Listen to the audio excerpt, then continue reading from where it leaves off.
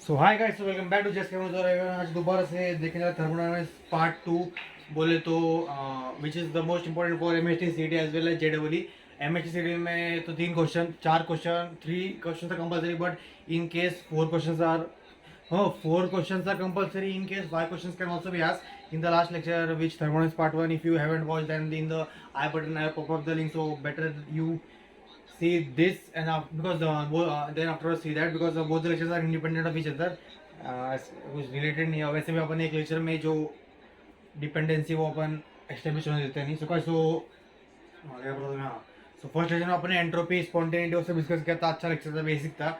अब इसमें भी बेसिक है, पर इंपॉर्टेंट सीटी में आता है क्वेश्चन और जेडब्ल्यू में भी पूछे जाते हैं। और जो ऊपर जो दिख रहा है आपको इंटेंसिव और एक्सटेंसिव प्रॉपर्टी, वो तो कंपलसरी आज मतलब कंपलसरी नहीं, अगर उसमें पूछा 2019-20 में तो पूछे गए, 21 में भी एक मतलब ऑफकोर्स अभी बात करें थियरी टाइप क्वेश्चन है तो मतलब उसको अपन इजी वीक में रखते तो इसलिए ऑफकोर्स एक ही बच जाएंगे, पर आएंगे तो अपने बहुत मतलब लकी अपन के अपने ऐसे क्वेश्चन आ गए तो इतने हार्ड चैप्टर में से हार्ड ही बोलेंगे अपने तो बहुत अच्छा फॉर्मूले से अच्छे खासे हम बनते हैं जेडब्ल्यू में सीटी में, because CT is a exam which checks your speed, so therefore they are not going to ask you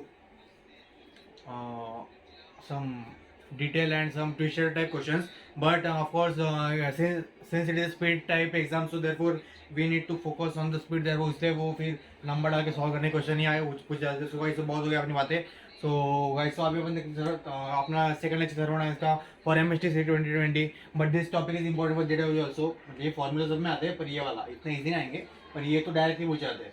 so आप मेरे साथ बैठ के जब आप बोले मैं यहाँ पे सुन लेता हूँ। So shall we begin? Yes, we should. I think you have responded positively. So बस देखिए आप एक ही एक्सटेंसिव तो दो टाइप की प्रॉपर्टी होती है, एक्सटेंसिव प्रॉपर्टी और इंटेंसिव प्रॉपर्टी। बोलिए आप। तो there are two types of property, first is extensive, second is intensive. So extensive property बोले तो it depends on the amount of matter present in the system. Okay, difference का कोई मतलब नहीं। हाँ, पर अगर अलग टाइप का एग्जाम्पल इससे बाहर पूछते हैं, ऐसा अलग टाइप का एग्जाम्पल पूछा उधर अपने को दिमाग लगाना पड़ा कि एक्सटेंसिव इंटेंसिव मतलब वो पर्टिकुलर टर्म देख के क्वेश्चन एग्जांपल देख के, so then we need to think that, so for that the definition is important, that's why I have written there. So it just says और सजेस्ट यू और tells you that extensive property बोलते हैं depends on the amount of matter present in the system. क्या हिंदी में इसका अनुवाद translation शायद से आपको आपने एक और समझा होगा। हाँ, तो क्या मास volume internal energy heat capacity number of moles. चलो मास वॉल्यूम वॉल्यूम वॉल्यूम तो अभी एक समझो मेरे जो मैं यहाँ पे बैठा और अगर आप जहाँ पे बैठ के लेक्चर दिख रहे वहाँ के वो उस अगर रूम है तो रूम में नंबर ऑफ एयर पार्टिकल्स रहेंगे, तो वो जो एयर पार्टिकल्स है वो रूम के वो मतलब वो रूम पे डिपेंड है। मतलब सपोज आपका रूम का 500 स्क्वायर फुट है, 500 इंटू 500 कुछ तो, सो ऑफकोर्स वो उतने मैथमेटिकल टर्म के लिए वो ऑक्यूपाई हो सकते हैं, मतलब वो सिस्टम पे डिपेंड हो रही है। It is depending on the amount of matter which is present in a system. शायद से समझा आपको, मतलब वो रूम को मैटर समझिए तो it is depending upon the room what air particles and in the system. Okay, so क्या सिस्टम बोलते हैं उसको, सराउंडिंग मतलब अपन जिसको स्टडी करते हैं वो सिस्टम, और उसके बाहर का जो कुछ है वो सराउंडिंग। शायद से समझा आपको, वो इतना इंपॉर्टेंट नहीं पर ओके गाइस। सो एग्जाम्पल से पूछा जाता है, पर ये एग्जाम्पल जेडब्ल्यू के इनफ नहीं है और नीट के लिए, तो this is just for CET. So mass volume number of moles also it mass volume समझा आपको, मास समझा, मास को तो बताने की जरूरत भी नहीं, वॉल्यूम आपका अभी आपको बताया नंबर ऑफ मोल्स। ऐसे डायरेक्टली बात करने की जरूरत है, अभी अपन लेक्चर थियरी पढ़ रहे तो we need to give some point of the discussion. So guys, so what was that in तो number of moles. Internal energy बोले तो energy depends on of course depends on particles, because energy दो type के रहते हैं, kinetic energy, potential energy. तो kinetic energy बोले तो of course it will depend on the mass and velocity of particles, of course depend होता है, मैटर पे डिपेंड कर रहा है। तो बात करता हूँ हीट कैपेसिटी का, आपने ये पढ़ा रहेगा ना हीट टेंसर बनाए, तो उसमें आपको उसमें भी उसका एम एच डेल्टा टी है, तो एम एच डेल्टा बोल तो मास डिपेंड है, मतलब आप फॉर्मूला डेल्टा के equal to M H delta T, सीधा फॉर्मूला में जितने टर्म्स है उस पर वो रिलेट होता है। बात करता हूँ उधर ही बात कर, फॉर्मूला अपने को बता देता है, वो ज़्यादा थॉट देने की अजीब बात जरूरत नहीं। सुपर स्टार बाद में अपन देखते हैं कि हाँ, तो नंबर ऑफ मोल्स साइज को, तो देखिए mass volume internal energy heat capacity, mass volume देखो mass volume internal energy, heat capacity, number of moles, बोले आप मेरे साथ 5 है extensive property. It depends on the amount of matter present in the surrounding और system. Mass, volume, number of moles, heat capacity as well as internal energy. ऐसे आपको part जो आपने बोला मैंने सुन लिया यहाँ पे. सो guys, so okay, so of course तो अपन एक्सटेंसिव का उल्टा intensity is independent of the amount of matter present in system. Pressure, temperature, surface tension, MP, melting point, boiling point, specific heat. शायद से समझा आपको. यहाँ पे हीट कैपेसिटी पे specific heat. Okay, so you should not get confuse. हो देखिए, हाँ इसमें कंफ्यूज होता है ना प्रेशर में. Melting point, boiling point, temperature याद रहता है, वो इंटेंस हो गया. पर प्रेशर और हीट कैपेसिटी और स्पेसिफिक हीट में कंफ्यूजन होता है. तो आपको ये दो टर्म्स अच्छे से याद रखने हैं. तो for that you should make a note. तो बिकॉज अगर एग्जाम का ये हो गया अपना, मतलब कंफ्यूजन रेट हो गया, तो बिन काम का फालतू का 4 मार्क गया अपना. 4 मार्क में 1 mark. And J W of course -1 along with +4 including -5. Okay, so guys, so guys देखिए हाँ, तो अभी आप शायद से कमाल ये पढ़िए, ये बात कीजिए. Independent of the amount of matter present in system, pressure, temperature, surface tension, boiling, melting point, boiling point, specific. तो आपको याद करना प्रेशर और स्पेसिफिक हीट अलग है, इसमें हीट कैपेसिटी अलग है. वो जो फॉर्मूला आपको बोला मैं स्पेसिफिक हीट का बोला शायद से, हाँ ये वो delta Q equal M H delta T. और इसका फॉर्मूला भी वैसे किस पे रिलेट होता है, वो टेम्परेचर पे होता है, क्यू अपॉन डेल्टा टेम्परेचर. हाँ, सो वैसे देखिए आप. हाँ, तो अभी चलो फिर से बात करते हैं. Mass, volume, extensive, depend on the amount of matter, independent of the amount of matter, intensive. Example mass, volume, pressure, internal mass, volume, internal energy, heat capacity, number of moles. Intensive बोले तो pressure, heat capacity, specific heat. सबसे पहले जो अलग है वो बात करने. पी है इतना easy, M P, P, surface tension, T, बात खत्म. अभी आता पर इंटरनल एनर्जी. सो मैंने ऐसे लाइन वाइज लेने जो मेरे को ऐसा मतलब इजी और इंपॉर्टेंट लगे वो वही चूज किए. लेंगे सब, पर अभी आप बोलोगे कि sequence wise. No no, it is not sequence wise, and which is not important MSc also to study the whole thing along with we need to study the whole thing but not in a whole sequence wise. So I think you are getting it. So guys, so देखिए आप internal energy U बोले तो हाँ, internal energy U, the energy stored in system बात करते हैं made up of. हाँ, तो बोल आपको मैं काइंड के पोटेंशियल एनर्जी के कौन सा भी एनर्जी होता है. हाँ, तो इसका फॉर्मूला याद रखने लगेगा अपने, delta equal to U2 minus U1. इसका और एक फॉर्मूला रहता है delta U equal to Q plus W.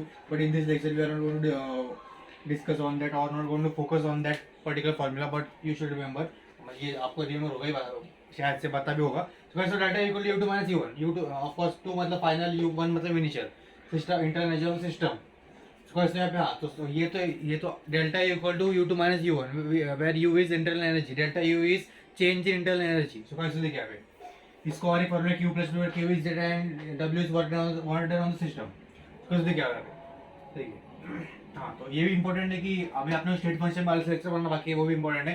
So you is तब तक आप किसी बात कर जाते हो एट दैट अगर अपना काम है किसी को बात करने का और एग्जाम में लिख के आने का, सॉल्व करेंगे, टिक करके आएगा. You is the state function and it is an extensive property. बात कर देखो, इंटरनल एनर्जी बोलते हैं एक्सटेंसिव प्रॉपर्टी, एक सम तो यहाँ पे बन गया.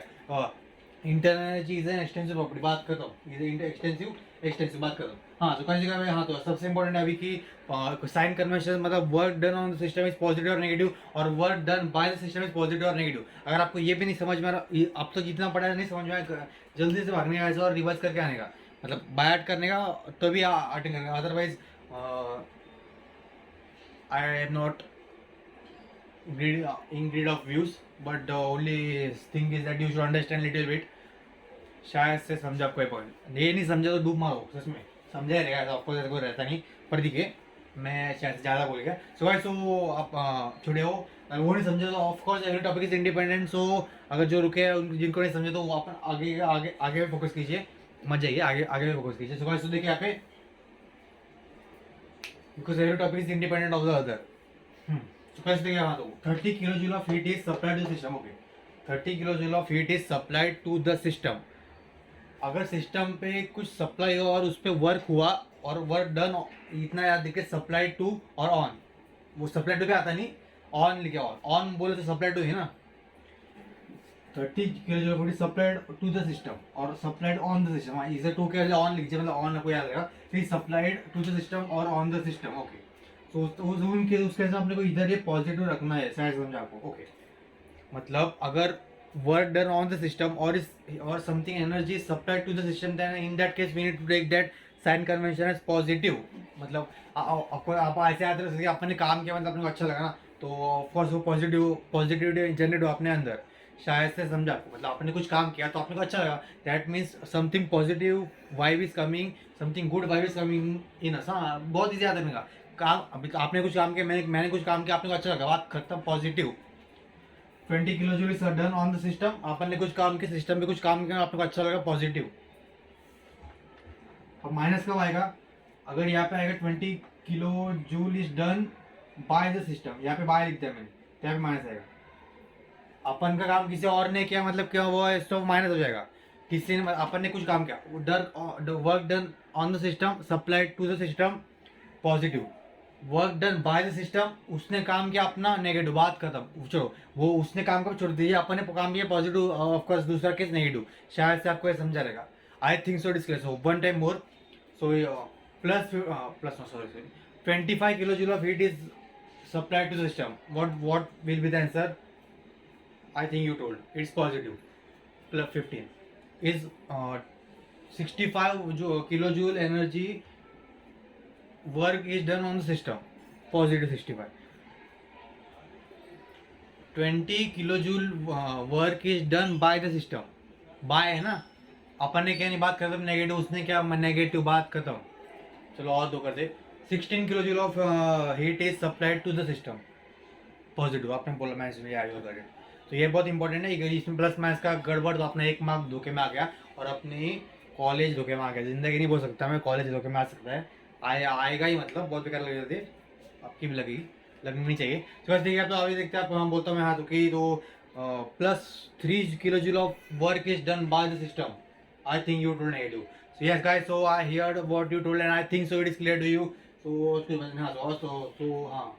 तो ये देखिए यहाँ पे 15 kilo joule of work is done on the system and 10 kilo joule work is done by the system. तो इसमें ये फॉर्मूला लगाइए आप U2 माइनस U1 का, तो U2 बोले तो इसको U1 इसको U1 ये U2, इंपॉर्टेंट है किसको U1 U2 लेने का, अभी ऐसा कुछ मेंशन किया नहीं, पर U1 U2 है।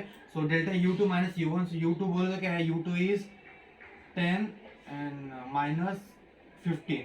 हाँ, तो इसमें अभी प्लस माइनस का अपने कुछ डब्बा करना है, तो क्या है वो 50 kilo joule work done on the system, शायद सर पॉजिटिव बोले, 50 मतलब यहाँ पे ना पॉजिटिव, हाँ प्लस माइनस माइनस ही होता है, और 10 kilo joule is done by, शायद सर नेगेटिव बोले, तो negative minus 10 minus 15 is minus 25। I think so you are it is clear to you, ये सर माइनस ही नहीं था, हाँ बराबर है sir. So I think so it is clear to you. So till then तो ये आंसर अपन ऐसे नहीं कर सकते, नहीं बराबर sir. So guys, so I think so it is clear. तो अपन ने आज पढ़ा क्या, revision time, extensive property, intensive property, extensive property depend on the amount of matter present in system, intensive तो independent on the amount of matter present in system, fast division fast करना पड़ेगा। Example mass volume, number of moles, specific heat और heat capacity, inter energy, यहाँ पे specific heat, pressure, melting point, boiling point, temperature, सर्विसेशन, ऐसा कोई add हो मेरे साथ, ये दो एक्सेप्शन याद रखिए। ये inter energy U energy, it is energy stored in any system, energy of two types, kinetic energy, potential energy, पूरा जो लिखा है बाहर बोल रहा हूं आपको। Inter energy U is state function, is the extensive property which here is also mention, so that for one application of this we saw here. Delta U का फॉर्मूला Q प्लस W पर अपने को इस सिलेक्शन अपन delta U equal U2 minus U1 पे emphasis किया है, where U2 and U2 where 2 means final and 1 means initial energy of system. Once some we have done and afterwards I give some examples so that whenever work is done on the system, आपने कुछ काम किया positive हो गया, work is done by the system, आपने कुछ काम किया का नहीं, उसने अपना काम किया नेगेटिव होगा। So till then guys, so if you like do it like and subscribe just for this, और शायद से आपको समझा रहेगा। सो आपको ज़्यादा टाइम दूंगा नहीं, अगर समझा रहेगा लाइक मारना, अगर नहीं समझा तो जरूर कमेंट करें, so that I can improve as well as I will make you to improve, I think so. So guys, so अपना step, so all the best till then, goodbye, go and study, keep rocking, keep studying thermodynamics till the chapter gets completed and we are sure for marks.